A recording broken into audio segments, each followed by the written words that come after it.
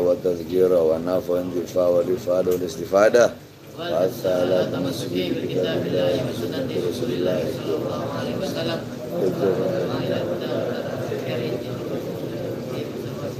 subhanahu wa ta'ala. Mana Ibu Alim Ustaz Fauzan?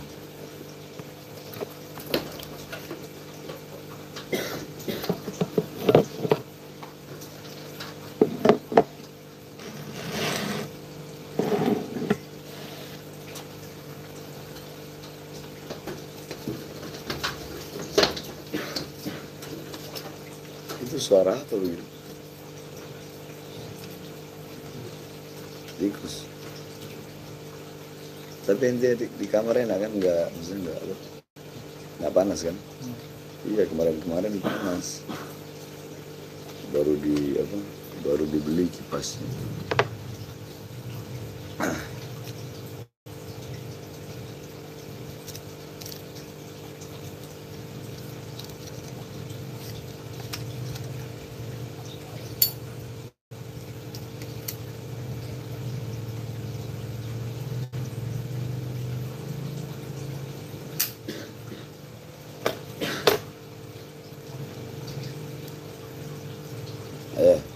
Bismillah, yang kenceng. Irfa'u aswatukum. Bismillah. Bismillahirrahmanirrahim. Bareng-bareng kenceng, Bismillah. Yang keras suaranya, jangan lembek-lembek. Bismillah.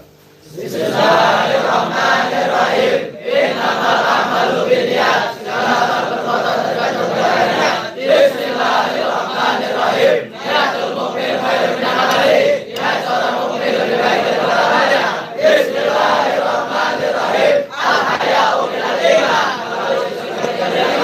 Bismillahirrahmanirrahim. An-nadhafatu minal iman. Bismillahirrahmanirrahim. Hubbul watan minal iman. Bismillahirrahmanirrahim.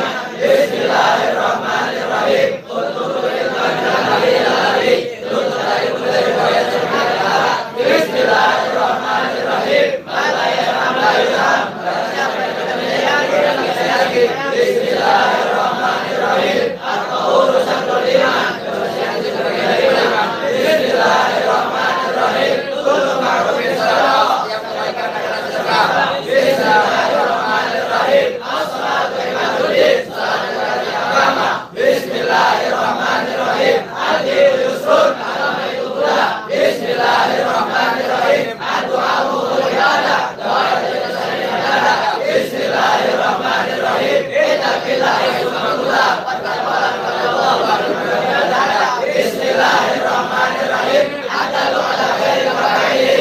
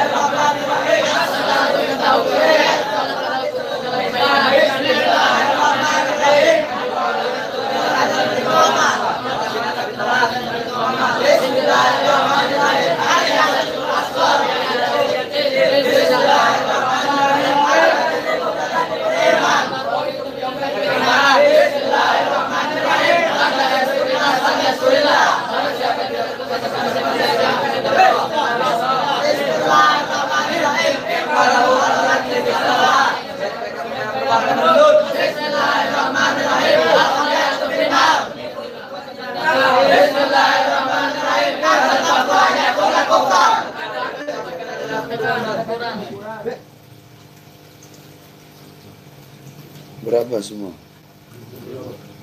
Hah? Anak-anak baru yang ini berdiri semua, setor. Ayo, surah.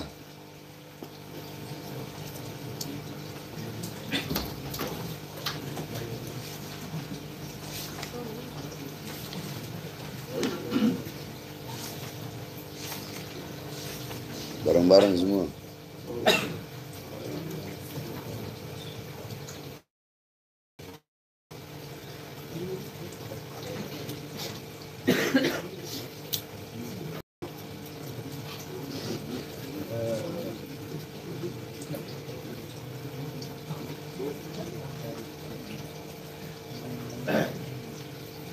Ayo setor, bismillah. Bismillahirrahmanirrahim. Innamal a'malu binniyat. Segala perbuatan sebenarnya. Bismillahirrahmanirrahim. Niatul mu'min khairun min amalihi. Niat seorang mukmin lebih baik daripada amalnya. Bismillahirrahmanirrahim. Al-haya'u minal iman. Sebagai sebagian iman. Bismillahirrahmanirrahim. Al-nafaqatu minal iman. Sebagai sebagian iman. Bismillahirrahmanirrahim. Bismillahirrahmanirrahim.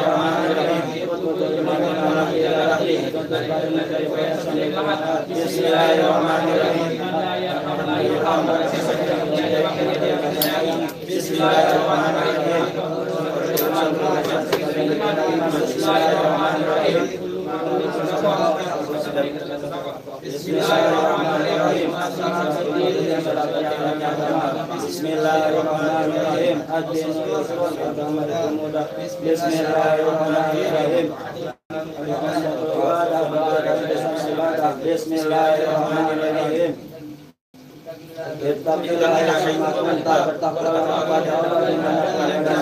Bismillahirrahmanirrahim. Ad-dalu ala khairi kafailih, menunjukkan atas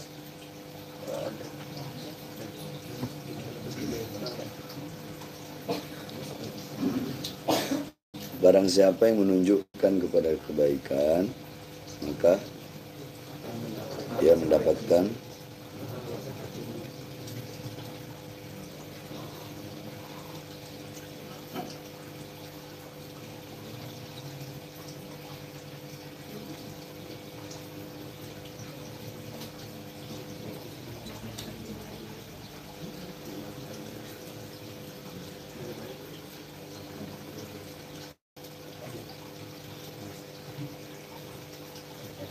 ulang lagi yang keras. Bismillahirrahmanirrahim. Kurang keras. Kurang keras. Kurang keras.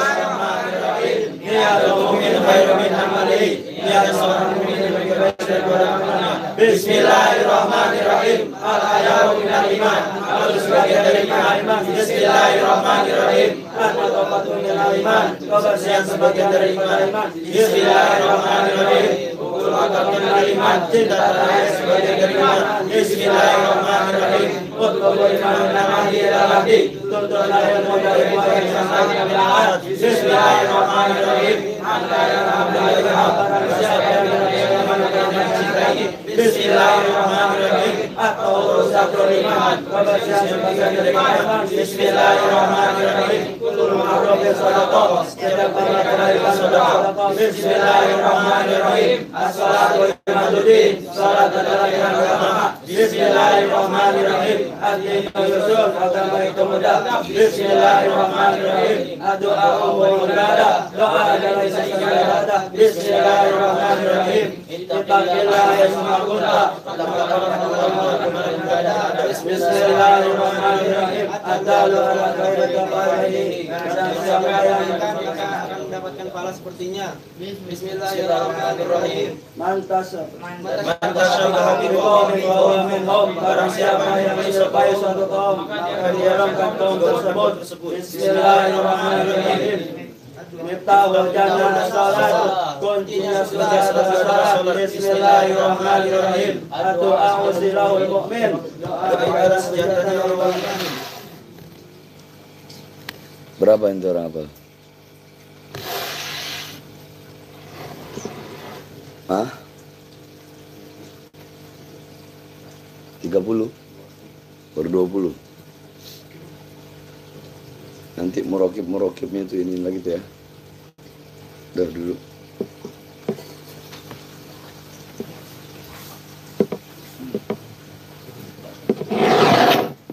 Baca doa mukhul ibadah sama doa silahul mu'min. Bismillahirrahmanirrahim. Doa mukhul ibadah.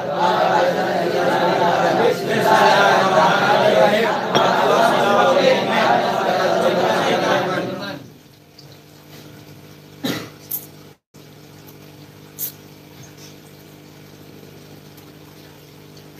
Bismillahirrahmanirrahim. Qala Rasul sallallahu alaihi wasallam, ad-du'a'u mukhul ibadah. Doa itu adalah mukhul ibadah, otaknya ibadah. Ana jelasin lagi ya. Mukhun artinya otak.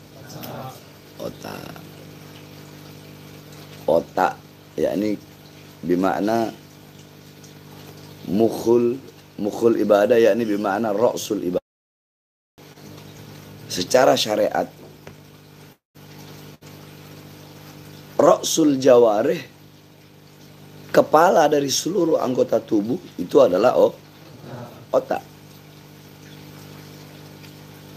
Karena saraf-saraf otak itulah yang menggerakkan mata inti untuk melihat, tangan inti untuk menyentuh, telinga inti untuk mendengar, lidah inti untuk berbicara. Makanya orang kalau kena gangguan otak disebut gila, karena terganggu otaknya. Nah, mukhun itu otak. Ya.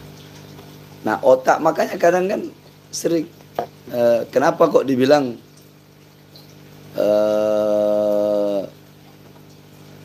Ra'isul Am, ya, Ra'isul Am apa gitu. Ra'isul Madrasah, Ra'isul Mu'addalah, Ra'isul Ma'had. Ra'is artinya kepala kan. Nah, kepala itu artinya pemimpin. Nah, ini maksudkan kepala sini otak itu. Karena otak itu ada di kepala, paham kan? Jadi bukan berarti kepala itu adalah ini dari bagian sini terus begini, enggak. Yang dimaksudkan kepala itu adalah otak yang ada dalam kepala. Karena otak itulah yang memimpin seluruh anggota tubuh. Paham? Ya. Makanya di dalam hadis itu disebut mukhul, otak. Ya. Kepala sekolah berarti dia yang mengepalai apa? Berarti dia yang memimpin apa? Hah? Kepala pondok pesantren, berarti dia yang mimpin apa? Kepala apa namanya lagi? Kepala yayasan, berarti dia pemimpin apa? Yayasan. Rais, kepala. Maksudnya ya pemimpin. Itu namanya. Makanya di situ Rasulullah pakai bahasa mukhun. Sama aja sebenarnya, mau ad-du'a mukhul ibadah atau ad-du'a ra'sul ibadah.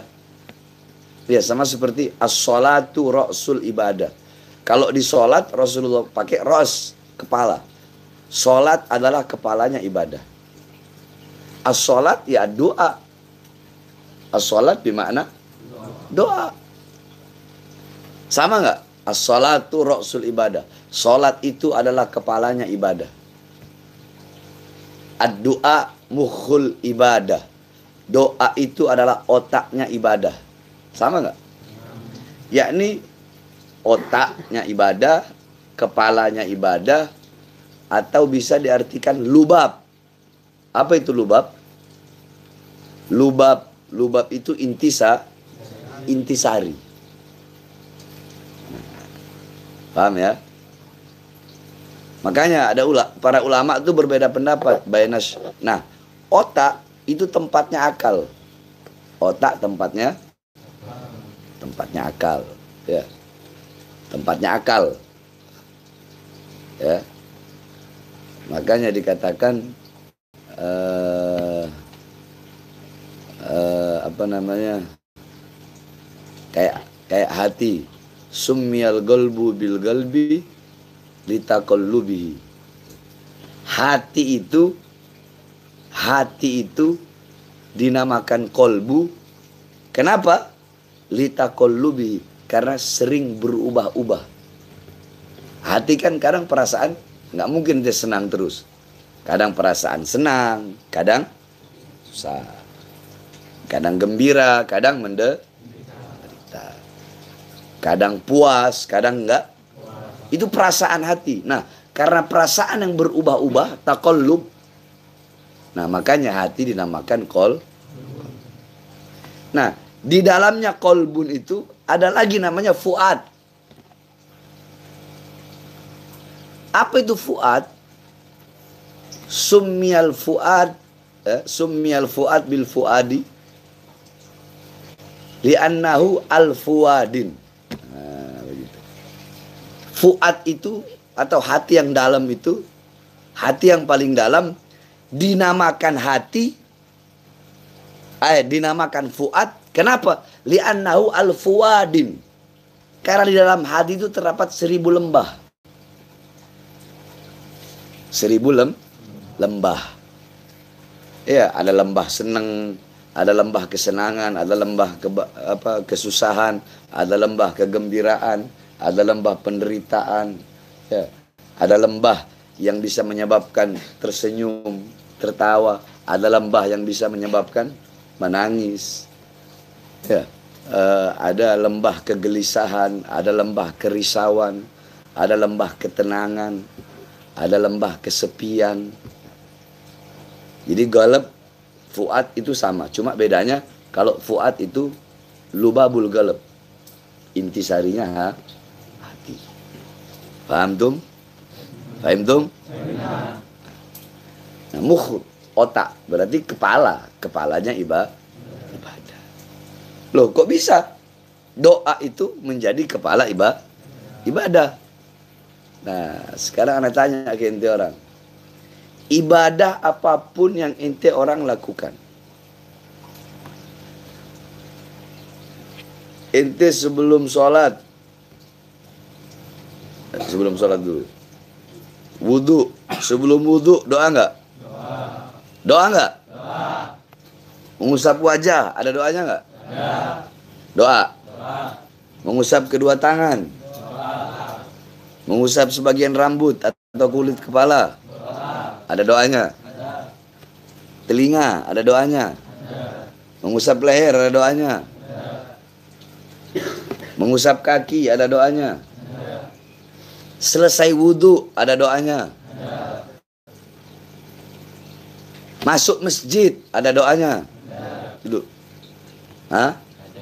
Ada. Mau sholat sunat tahiyatul masjid, ada doanya? Selesai sholat sunat tahiyatul masjid, ada doanya? Mau sholat sunnah qobliyah, ada doanya? Selesai sholat sunnah qobliyah, ada doanya? Mau sholat fardu sebelum sholat, ada doanya? Setiap rukun-rukun dalam sholat, ada doanya? Selesai salam, ada doanya? Habis sholat, ada doanya? Sebelum puasa, mau sebelum puasa, ada doanya? Mau buka puasa, ada doanya? Orang haji, ada doanya? Mau berangkat safar haji, ada doanya? Tawaf, ada doanya? Sa'i, ada doanya? Lempar jumroh, ada doanya? Semua ibadah ada doa. Jangankan ibadah. Inti masuk kamar mandi, ada doanya nggak? Keluar kamar mandi, ada doanya nggak? Inti mau buang air kecil, ada doanya nggak? Inti mau keluar berkendaraan, ada doanya nggak? Inti nyermin ngaca, ada doanya nggak? Pakai baju, ada doanya nggak? Lepas baju, ada doanya nggak? Jima, berhubungan badan dengan istri, ada doanya nggak? Dalam hal apapun tuh ada doanya. Jangankan dalam urusan ibadah. Makanya lah di situ Rasul mengatakan, yakni karena begitu pentingnya doa itu, dikatakan doa itu adalah otak dari ibadah. Paham? Nah, otak tempatnya akal. Yang dimana ente bisa membedakan mana baik, mana buruk. Kalau ente nggak punya otak, ente bisa lihat nggak mana hitam, ente bisa bedain nggak mana hitam, mana putih? Bukan nggak punya otak, yakni akal. Karena otak itu tempatnya akal. Ya. Ente bisa bedain nggak mana hitam, mana putih? Lihat ketika ente belum berakal ya, ketika ente masih bayi. Kalau ente kasih korek begini, ente bakar korek. Ente bakar korek begini. Itu bayi yang tidak berakal, dia bisa tahu nggak kalau dia pegang ini bisa membahayakan dia? Enggak kan? Enggak kan? Kenapa? Karena enggak berakal. Dia nggak tahu mana hitam, mana putih. Tapi lambat laun dengan pertumbuhan itu, dia akan mengenal siapa orang yang dekat dengan dia, siapa ibunya, siapa bapaknya. Dia akan belajar untuk berjalan sehingga lama-lama dia berakal. Anak kecil, ya, yang belum paham apa-apa, dia bawa uang 10.000 buat untuk belanja semua. Dia belanja 8.000. Dia tahu nggak kalau kembalian itu 2.000? Kalau yang dia beli 5.000 dikembaliin 2.000, dia bakal bilang nggak, kamu ini salah ngasih uang kembalian? Enggak kan? Karena tadi tamyiz tadi, berakal tadi. Nah tempatnya itu ada di otak. Makanya ulama ikhtilaf, berbeda pendapat. Baina syaraful ilm wal akal. Ulama berbeda pendapat antara mulia ilmu, antara perbedaan ilmu dan akal. Lebih mulia akal atau lebih mulia ilmu. Nah, ada ulama yang mengatakan lebih mulia akal daripada ilmu. Kenapa? Li'annal aql mambaul ilm. Karena akal itu adalah tempatnya ilmu. Ada juga ulama yang mengatakan lebih mulia ilmu daripada akal. Kenapa? Li'anna yakni yusafuhullah bihi, yakni bil aql, bil ilm. Allah mensifatkan seseorang itu bukan dengan kadar akalnya, tetapi dengan ilmunya. Alim, alim, alim, alim, alim, alim. Jadi ulama berbeda pendapat. Lebih mulia akal atau lebih mulia ilmu. Yang ulama bilang lebih mulia akal karena akal mambaul ilm. Akal tempatnya ilmu. Akal rumahnya ilmu. Kalau nggak ada akal, bagaimana ilmu bisa masuk? Kalau nggak ada akal, bagaimana ente orang bisa belajar? Kan begitu. Tapi ada ulama juga yang bilang ilmu lebih mulia. Karena Allah mensifatkan, menggambarkan, melukiskan manusia itu dengan ilmu. Dan akal butuh kepada ilmu. Makanya ada yang bilang ilmu lebih mulia, ada yang bilang akal lebih mulia. Paham? Antum? Ad-doa mukhul ibadah. Ad-doa silahul mu'min. Doa itu senjatanya orang yang beriman. Jadi bagi seorang mukmin, ya, bagi seorang mukmin senjata dia yang paling ampuh, yang paling kuat, ya, yang paling dia butuhkan itu bukan pedang, tetapi doa. Main lihat ulama-ulama dulu, kiai-kiai zaman dulu itu. Pintu gerbang kemerdekaan Indonesia itu terbuka syariatnya dengan perjuangan para ulama, perjuangan para pahlawan, perjuangan para santri. Hakikatnya melalui doa-doa para kiai, doa-doa para ustadz, doa-doa para habaib, doa-doa para ulama. Ulama zaman dulu, mereka yang mereka baca doa apa? Hizib Bahar, Hizib Nasor, Syabil Hasan Syadili, Hizib Khofi, Hizib Nawawi. Allahumma badid syamlahum, Allahumma farrik jam'ahum, Allahumma aglil ladahum, Allahumma ja'alid dairata alaihim, Allahumma usilil azaba ilaihim, Allahumma akhrijhum an dairatil hilim, waslubhul madadal imhal. Ya Allah, hancur leburkan mereka para penjajah. Ya Allah, persedikitkan adil adadahum. Dikitkan jumlah mereka. Hancurkan mereka, leburkan mereka. Jatuhkan mereka. Hakikatnya doa para ulama-ulama ini. Syariatnya melalui bambu-bambu runcing para santri dan para ulama. Jadi doa sangat penting. Ketika ente berdoa kepada siapa? Kepada Allah. Sang pemilik doa siapa? Allah. Berarti ketika ente berdoa kepada Allah, ente minta perlindungan kepada Allah. Ketika ente minta perlindungan kepada Allah, apakah ada sebaik lebih ya, pelindung yang lebih baik selain daripada Allah? Ada nggak? Ente berdoa berlindung kepada Allah. Allahumma ansurna minal qaumil zalimin wal fajirin. Atau Allahumma ansurni min qaumil zalimin wal fajirin wal fasikin wal kafirin wal munafikin wal mudzabdzabin wal kadzibin. Ya Allah, tolonglah aku dari orang-orang yang jahat, dari orang-orang yang fasik, dari orang-orang munafik, dari para kafir harbi, dari para pendusta, dari para pembohong. Berarti kita meminta pertolongan kepada siapa? Allah. Apakah ada sebaik-baik penolong selain Allah? Ente berdoa minta perlindungan kepada Allah. Apakah ada sebaik-baik pelindung selain Allah? Nggak ada. Makanya ketika ente bermohon kepada Allah, ente minta kepada Allah, doa kepada Allah, wiritan yang banyak, ba'da maghrib baca rotib haddad, ba'da isya rotib attos. Ente pikir itu bukan doa? Itu doa semua itu.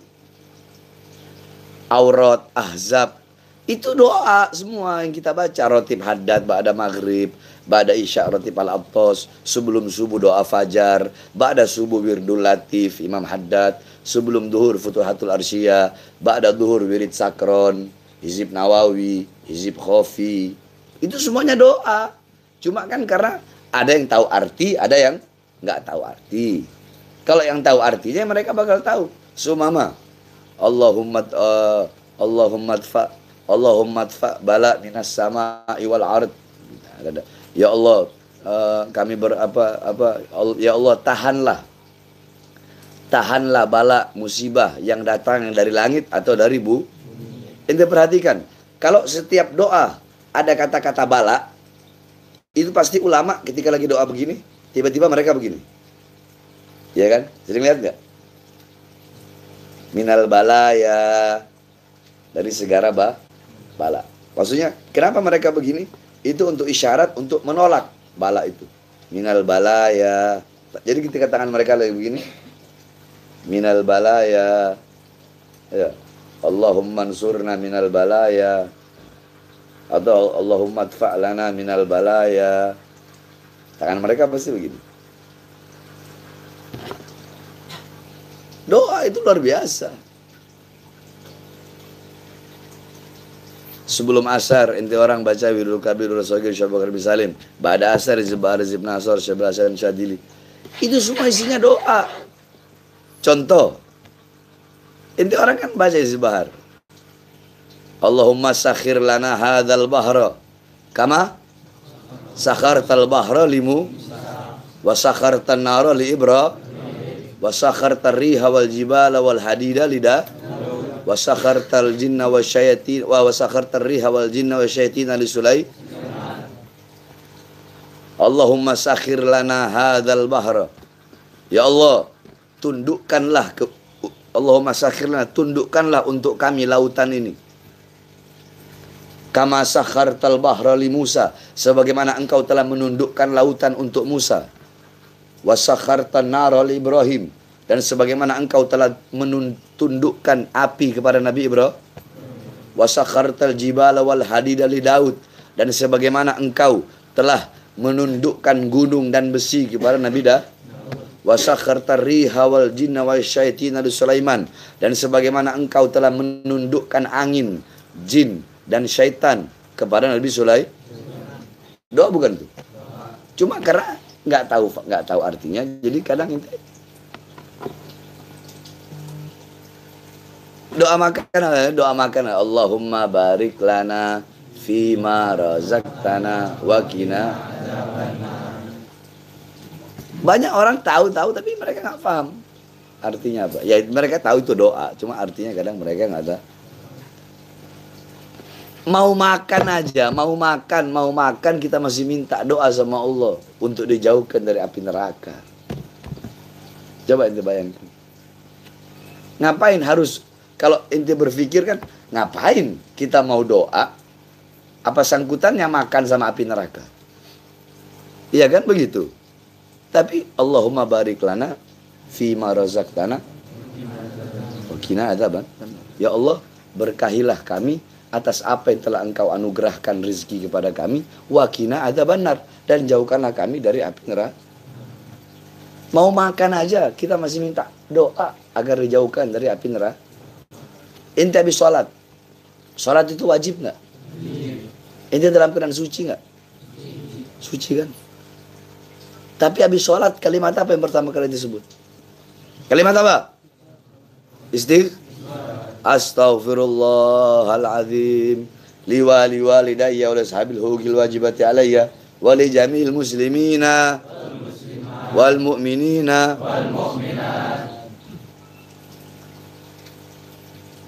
Ini habis sholat, bukan habis maksiat. Habis sholat aja istighfar dulu, baru doa-doa yang lain. Apalagi ngelakuin maksiat. Paham gak ente maksudnya? Begitu. Paham ya? Jadi doa itu begitu luar biasa. Tidak ada senjata yang lebih kuat daripada doa. Nggak ada.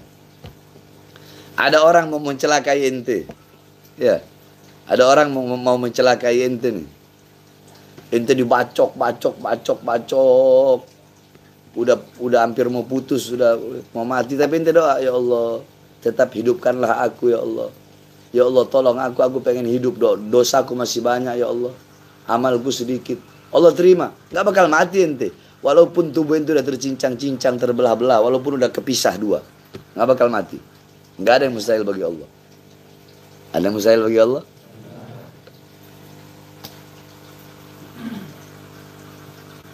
Makanya Allah tuh nggak suka sama orang yang nggak mau doa, orang yang nggak mau berdoa, itu bukti orang yang sombong. Berarti dia nggak butuh. Makanya biasakan, ente doa, apapun ente doa minta kepada Allah Subhanahu wa Ta'ala. Karena doa itu senjata yang begitu luar biasa. Nabi Zakaria alaihissalam, para ulama menceritakan, Nabi Zakaria alaihissalam ketika dikejar-kejar oleh Yahudi, ya, dikejar Yahudi, Nabi Zakaria ada pohon, Nabi Zakaria bilang, wahai pohon, terbelahlah engkau, agar aku bisa masuk dan bersembunyi di dalammu. Kebelah dua tuh pohon. Itu pohon kebelah dua, masuk beliau ke dalam. Masuk ke dalam pohon, ketutup kembali itu pohon. Yahudi nyari nggak ketemu, datang iblis. Kata iblis apa? Tuh, kalian nyari Zakaria. Tuh, Zakaria lagi berada dalam pohon. Digergaji itu pohon sama orang Yahudi. Digergaji aja Nabi Zakaria meninggal. Nabi Zakaria kan meninggal digergaji. Kebelah dua badannya. Nah, para ulama mengatakan, kenapa? Karena Nabi Zakaria mintanya sama pohon. Minta perlindungannya sama pohon. Bukan kepada Allah. Itu menurut para ulama. Dahsyatnya doa. Luar biasa dahsyatnya doa. Senjata yang dahsyat. Di zaman Sayyidina Umar bin Khattab radhiyallahu anhu, ketika beliau sedang berkhutbah di hadapan manusia, ya, tiba-tiba lewat di depan beliau, ya, seorang laki-laki yang menggendong anaknya. Apa ketika Sayyidina Umar lihat? Kata Sayyidina Umar, aku tidak pernah melihat seekor burung, aku tidak pernah melihat ayah dan anak yang lebih mirip bagaikan gagak selain daripada orang yang lewat ini. Maksudnya bagaikan gagak apa? Nah, orang-orang Arab itu mereka kalau menyamakan sesuatu, itu mereka kalau ada sesuatu yang mirip banget, itu mereka samakan dengan burung gagak. Kenapa? Karena kalau burung-burung yang lain itu kan seumpama burung murai. Ada murai beda warnanya, ada yang agak coklat, ada yang agak ini. Burung cicak hijau, ada yang hijaunya hijau banget, ada yang hijaunya hijau enggak. Burung dara, burungnya beda-beda. Tapi kalau burung gagak hitam semua enggak? Sama enggak? Ente kalau ngeliat burung gagak nih, sama semua enggak modelnya?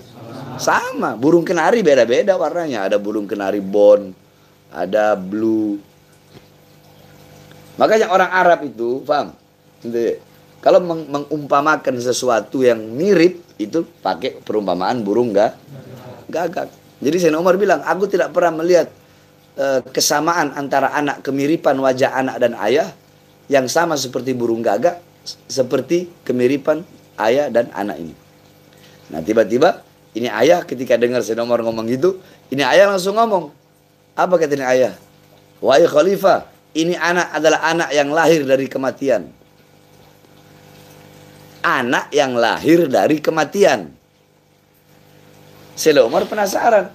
Selesai khutbah, didatangi sama Sayyidina Umar bin Khattab. Maksudnya apa? Dia cerita. Ketika aku mau pergi, istriku sedang hamil. Istriku menahanku agar tidak pergi, tapi tetap aku pergi. Aku berikan aku bilang kepada istriku, aku tenangkan istriku, tenang, jangan gelisah. Aku pegang perut istriku dan aku berkata, ya Allah ya Rabb, aku titipkan janin, aku titipkan anak yang ada di dalam perut istriku ini, aku titipkan kepadamu ya Allah. Itu doa bukan? Suaminya pulang, istrinya meninggal. Istrinya sudah meninggal. Dikubur. Pergi suaminya ke situ, pergi terus, pergi ziarah, pergi. Tiba-tiba ada suara tangisan, dia dengar di kubur itu. Dia datang lagi, tiba-tiba ada anak kecil berlarian, masuk lagi dalam kubur itu. Makin hari dia makin penasaran, maka dia gali kubur tersebut. Ketika dia gali kubur tersebut, ternyata ada seorang anak, dan di situ jenazah istrinya itu semuanya hancur kecuali kedua mata dan payudaranya. Ternyata apa? Ternyata ini anak lahir dalam kubur. Sengaja Allah tidak hancurkan payudaranya agar anak tersebut bisa hidup dengan menyusu. Kenapa Allah tidak hancurkan mata ibunya itu? Agar anak tersebut masih bisa berhubungan dengan ibunya melalui mata. Akhirnya diambil anak tersebut sama dia karena dia yakini ini anak dia. Baru tiba-tiba payudaranya dan kedua mata istri tersebut langsung jadi debu. Bayangkan dahsyatnya doa. Ketika Sayyidina Umar mendengar itu, apa kata Sayyidina Umar? Andaikan engkau titipkan juga ibunya, maka pasti ibunya juga bakal terjaga, nggak bakal mati. Tetapi engkau kan hanya yang dititipkan cuma anaknya doang. Sama ini bapak tadi. Dia nggak nitip istrinya. Dia bilang apa? Ya Allah, aku titip janin, aku titip anak yang ada dalam perut istri. Tuh lihat dahsyatnya doa itu ada tiga. Ya, doa ada tiga. Pertama doa mustajab. Ya. Kedua doa yang digantung. Ketiga doa yang ditolak, mardud. Doa mustajab, terus doa digantung, ketiga doa yang tertolak. Doa mustajab siapa? Seperti apa? Ada doa orang yang dimana kalau orang ini berdoa, doanya langsung dikabulkan oleh Allah. Dua, ada tempat yang dimana kalau kita berdoa di tempat itu, karena tempat itu tempat yang mulia, tempat yang dicintai oleh Allah, maka kalau kita berdoa di tempat itu, doa kita langsung diijabah oleh Allah. Yang ketiga, waktu. Ada waktu-waktu yang dimana kalau kita berdoa pada waktu tersebut, maka doa kita langsung diijabah oleh Allah. 4, keadaan. Ada keadaan-keadaan di mana dalam keadaan tersebut doa kita diijabah oleh Allah. Tempat, seumpama Mekah, itu tempat diterimanya doa. Ya, Mekah. Terus waktu, seumpama ya, waktu saatul ijabah, waktu dikabulkan doa. Waktu sahar sepertiga malam, itu waktu dikabulkan doa. Waktu bainal khutbatain, di antara hari Jumat, di antara khotib duduk, khotib duduk di antara dua khutbah. Jadi ketika khotib duduk nih, kan khutbah pertama, habis itu duduk kan. Nah, itu ketika khotib duduk, itu waktu doa diijabah. Terus waktu kita lagi sujud dalam sholat. Jadi itu waktu diijabah doa. Terus malam Jumat. Malam Jumat, nah bedanya kalau hari-hari yang lain hanya sepertiga malam. Kalau malam Jumat dari ba'da maghrib sampai pagi, itu waktu diijabah doa. Ya. Terus keadaan, orang-orang nyaya, orang yang terzolimi, ini dalam keadaan seperti itu, doa mereka diterima oleh Allah Subhanahu wa Ta'ala. Paham? Nah, ada orang seperti para nabi, para rasul, para wali. Ini doa yang dimana doanya itu langsung diijabah oleh Allah SWT. Makanya para nabi, para rasul itu punya doa pusaka. Kalau istilahnya doa pusaka itu doa yang mustajab, langsung diterima sama Allah. Nabi Yunus. Cuma kebanyakan nabi dan rasul doa mustajabnya itu udah dipakai. Makanya ada orang nanya, wahai ya Rasulullah, kenapa doa mustajabmu tidak kau pakai? Dijawab, semua nabi dan rasul telah memakai doa pusaka mereka. Mereka telah pakai, mereka telah habiskan mereka telah pakai doa mereka yang paling mustajab, doa yang paling mustajab. Jadi ibarat kata khawas ini khawasul khawas. Para nabi semua doanya mustajab, tapi ada yang paling mustajab. Nah, yang paling mustajabnya ini udah dipakai semua. Nabi Musa untuk membelah laut. Nabi Lut memohon kepada Allah untuk menimpakan hujan api untuk kaumnya. Terus apa lagi? Nabi Allah Yunus udah dipakai untuk agar keluar dari perut ikan nun. Ya. Nah, doa mustajabnya Nabi Muhammad yang paling mustajab itu nggak beliau keluarkan sampai beliau wafat. Nah, ketika ditanya kenapa? Kata beliau, sengaja aku simpan doa yang paling mustajabku ini untuk nanti di akhirat akan aku pakai bermohon dan minta kepada Allah untuk minta syafaat kepada seluruh umatku agar umatku masuk ke dalam surganya Allah Subhanahu wa taala. Jadi doa mustajabnya Rasulullah itu disimpan buat nanti beliau pakai di akhirat untuk menyelamatkan kita orang semua agar mendapatkan syafaat dan rahmat Allah Subhanahu wa taala. Itu pertama. Dua, doa yang digantung. Doa yang digantung. Nah, kenapa ini doa digantung sama Allah Subhanahu wa taala? Ada dua perkara.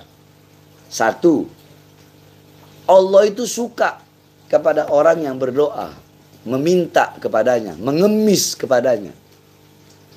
Jadi ibarat kata kayak anak kecil gini, ini ada anak kecil, ya. Ente mau kasih permen, ntar ayo gitu. Paham gak itu? Ayo sini nih permennya nih. Pas mau diambil, ayo. Ibaratnya seperti itu. Jadi kenapa Allah suka? Ayo minta terus, minta. Jadi sengaja Allah nggak kasih dulu. Allah nggak, makanya jangan berprasangka buruk dulu kepada Allah. Kalau ente doa digantung sama Allah, digantung agar apa? Agar ente minta terus, nggak berhenti. Karena apa? Karena Allah tahu kalau nanti ini orang udah aku kasih kemauannya dia, udah aku kabulkan doanya, dia nggak bakal minta lagi, dia nggak bakal doa lagi. Sebab kebanyakan kan sekarang seperti itu. Lagi susah doa, ya Allah. Entar susahnya udah Allah hilangin, kabul, lupa nggak ada sama Allah. Lagi sakit doa, ya Allah. Udah sembuh lupa nggak sama Allah. Lagi dapat musibah, dapat bencana, dapat bala, doa, ingat Allah, doa. Udah Allah kasih anugerah, Allah kasih segala macam, lupa nggak sama Allah. Lagi miskin, doa, ya Allah, saya pengen kaya. Allah kasih kekayaan, Allah kasih harta banyak-banyak. Lupa nggak sama Allah? Justru malah bukan lupa lagi. Harta kekayaan yang Allah berikan dia pakai malah untuk bermaksiat kepada zat yang dulu pernah, yang dulu mengabulkan doanya agar dia kaya. Nah, banyak seperti itu. Makanya Allah gantung. Ya, itu doa yang digantung oleh Allah. Jadi bukan berarti nggak diterima, tapi masih digantung sama Allah Subhanahu wa taala. Nah, yang ketiga doa yang sama sekali ditolak. Sama sekali ditolak oleh Allah. Doanya siapa itu? Doa orang-orang yang suka makan makanan haram. Dulu datang orang kepada Rasulullah, ya Rasulullah, dia pakai pakaian lusuh. Bukankah kata Allah, ud'uni istajib lakum. Ud'uni istajib lakum. Secara harfiah, ud'uni, panggillah aku. Istajib lakum, maka aku akan menjawab panggilan kalian. Itu kalau secara harfiah, secara lafaz. Tetapi secara hakikat artinya mintalah kepadaku, berdoalah kepadaku, maka akan aku kabulkan doa, permintaan dan permohonan kalian. Ini orang bilang, tapi kenapa aku berkali-kali minta kepada Allah tapi Allah tidak kabulkan? Kata Rasulullah apa? Bagaimana Allah mau kabulkan? Pakaian yang kau pakai haram, makanan yang kau makan dari hasil haram. Allah tayyib la yuqbalu illa tayyib. Allah itu baik dan Allah tidak akan menerima kecuali sesuatu yang baik. Bagaimana Allah mau terima ente makan makanan haram? Bagaimana Allah mau terima ente punya doa? Ente makan dari hasil nyolong, dari hasil korupsi, dari hasil nipu, dari hasil melebihkan timbangan yang berdagang, dari hasil makan uang rakyat, dari hasil makan dari agama, dari hasil makan dari dakwah, dari hasil makan dari ayat Quran dan hadis Nabi Muhammad SAW. Bukannya menghidupkan Islam, tapi ente cari hidup dalam Islam. Bukannya menghidupkan pondok pesantren, tapi cari hidup dalam pondok pesantren. Makanya ulama-ulama zaman dulu, walaupun beliau-beliau berdakwah, beliau itu ada usahanya. Ada usaha.